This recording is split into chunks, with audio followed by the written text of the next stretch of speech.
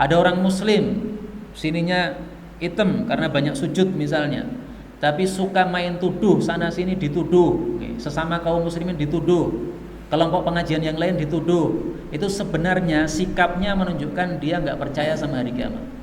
Kenapa? Kalau percaya, coba baca sabda Nabi Sallallahu Alaihi Wasallam. Bukankah Nabi Sallallahu Alaihi Wasallam sudah mengatakan, "Waman qala fi mu'min," barang siapa yang mengatakan tentang orang beriman, "ma laisa fihi," sesuatu yang tidak ada pada dirinya, berarti nuduh, fitnah, "askanahullahu radghatal khabal," Allah akan memasukkan dia pada radghatal khabal, yaitu nanah-nanah yang ada di neraka. Hatta yakhruja mimma qala, sampai dia keluar dari tuduhan tersebut. Wa laisa bi kharij, padahal enggak bakal bisa keluar karena sudah terlanjur. Hadis riwayat Abu Dawud, derajatnya sahih. Nah, ini berarti kan sebenarnya enggak beriman. Karena itu Nabi pernah mengatakan apa? Ya ma'syara man amana bilisanihi, wahai orang-orang yang imannya hanya di lidahnya saja, mengatakan saya beriman, walam yadkhulil imanu qalbah, tapi iman belum masuk dalam hatinya. Sehingga apa? La taghtabul muslimin, janganlah kalian itu menggunjing umat Islam. Jadi biasa menggunjing umat Islam ini menunjukkan dia imannya belum masuk hati. Menuduh umat Islam ini berarti hatinya ini belum berisi iman. Iman hanya dalam mulutnya saja.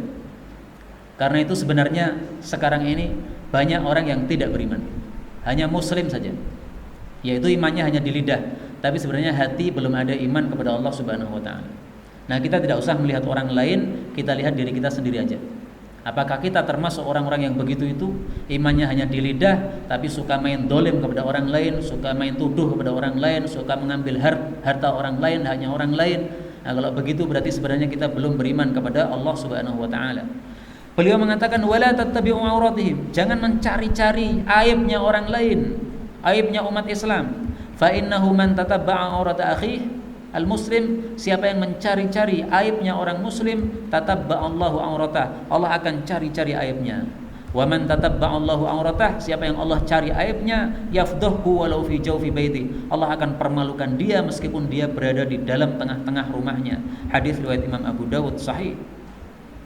Karena itu kaum muslimin rahimani wa rahimakumullah, saya berulang-ulang saya mengatakan, kalau ada orang nuduh kita ini pengajian sesat dan sebagainya, enggak usah digubris.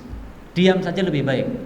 Kenapa? Karena kalau kita menggubris, ini berarti kita memberikan kesempatan kepada setan untuk ikut campur. Yang membuat umat Islam perang, tengkar, ini adalah setan.